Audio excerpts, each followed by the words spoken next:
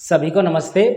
आज की वीडियो उन लोगों के लिए है जो पुनर्जन्म में विश्वास रखते हैं और राष्ट्र के प्रति अचेत होकर के पड़े हैं। राष्ट्रीय समस्याओं को लेकर के, इस संसार में जितनी भी समस्याएं हैं इनको लेकर के अचेत पड़े हुए हैं। तो उनको मैं बताना चाहूँगा कि आप विश्वास तो रखते हैं पुनर्जन्म में कि आपका जन्म दोबारा से होगा, लेकिन राष्ट्र की समस्याओं को लेकर के आप कार्य नहीं कर रहे। आपको लग रहा है कि राष्ट्र की समस्याएं पड़ी हैं तो पड़े रहने दीजिए, मैं तो अपने धन कमाने में लगूं, मैं तो अपना घर बनाने में लगूं, मैं तो अपनी 1 मंजिल 2 मंजिल तीसरी मंजिल 7वीं मंजिल 10वीं मंजिल तक लेकर के जाऊं, 1 घर 2 घर 50 घर तक बनाऊं मैं अपने। मेरे पास आज अगर 10 लाख रुपए हैं तो मैं उसको 10 करोड़ फिर 10,000 करोड़ तक तो लेकर के जाऊं, लेकिन राष्ट्र की समस्याओं से मेरे को मतलब नहीं है।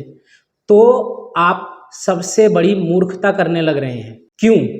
आइए समझ लेते हैं। आपका ये जो जीवन है, आप मानते हैं कि मृत्यु होगी, उसके बाद दोबारा जन्म होगा, तो आप जो कुछ भी इस संसार में कमा करके जाएंगे, पुनर्जन्म होने के बाद आपको वो कुछ भी नहीं मिलेगा। आपको मिलेगा तो क्या? वापिस से जैसे ही आप इस पृथ्वी को, इस संसार को छोड़ करके गए थे, वैसा ही मिलेगा।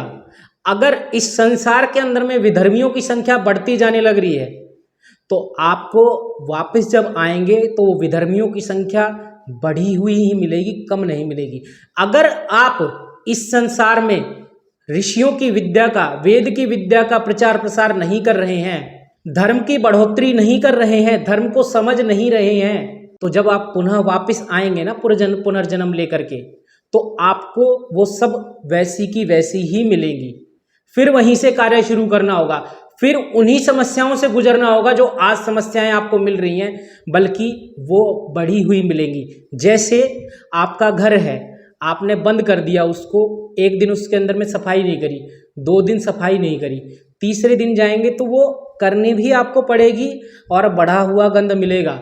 इसी प्रकार से आपको जब तक मोक्ष नहीं मिल जाता, और मोक्ष मिलना इतना कोई आसान नहीं है।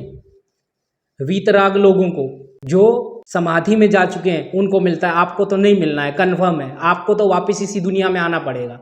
तो अगर इस दुनिया में वापस आना है तो ये जो धन कमा रहे हो जो कि छूट जाएगा, इस पर आपका अधिक ध्यान होना चाहिए। या संसार के अंदर में, या राष्ट्र के अंदर में, या समाज के अंदर में, या आपके आसपास के अंदर में जितनी भी समस्याएं हैं उनको सुलझाने पर ध्यान होना चाहिए, क्योंकि वो समस्याएं जड़ मूल से अगर सुलझेंगी तभी आप जब पुनर्जन्म लेकर के आएंगे तो आपको सुलझी सुलझाई मिलने के अधिक से अधिक चांस हैं। जिस तरीके से आप चल रहे हो इस तरीके से वो समस्याएं बढ़ी मिलेंगी। और अगर आप ये सोच रहे हो ना कि कोई पड़ोसी के घर में जन्म लेगा वो इन समस्याओं को सुधारेगा, तो माफ़ कीजिएगा, पड़ोसी भी यही सोच रहा है कि सामने वाले पड़ोसी के घर में कोई जन्म लेगा तो वो इन समस्याओं का हल निकालेगा।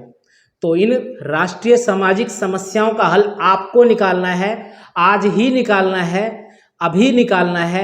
अगर इन समस्याओं पर विचार करके, पुरुषार्थ करके इन समस्याओं का हल नहीं निकालेंगे, और अगर आप पुनर्जन्म में विश्वास रखते हैं, विश्वास रखो या मत रखो, होना ही है पुनर्जन्म, तो आपके लिए ये समस्याएं विकराल रूप धारण करके आएंगी। आप और भयंकर दुखों के अंदर जाने वाले हैं। तो यही नम्र निवेदन है कि राष्ट्रीय समस्याओं पर चिंतन करें, उनको समझें, धन कमाने के लिए भी समय निकालें और राष्ट्र के लिए भी चिंतन करने के लिए समय निकालें। बाहर निकलें, लोगों से बात करें, समस्याओं की मूल जड़ में जाएं, विद्या का प्रचार प्रसार कीजिए, धर्म का प्रचार प्रसार कीजिए, उससे पहले उसको समझिए। अन्यथा आप अपने लिए समस्याओं के बड़े प्रारूप की तैयारी करने लग रहे हैं। तो मैं इस वीडियो के माध्यम से आपको इतना ही बताना चाह रहा था कि धन हमारे लिए एक संसाधन है, साधन है, इस संसार को ठीक करने का, अपने आप को ठीक रखने का, अपने आप को मजबूत करने का। लेकिन इसका अर्थ ये नहीं है कि आप समाज के प्रति अपने दायित्वों को भूल जाएं, राष्ट्र के प्रति अपने दायित्वों को भूल जाएं। अगर आप इन सब दायित्वों को भूल जाएंगे तो वापस में आपको यही मिलना है और कुछ नहीं मिलना है।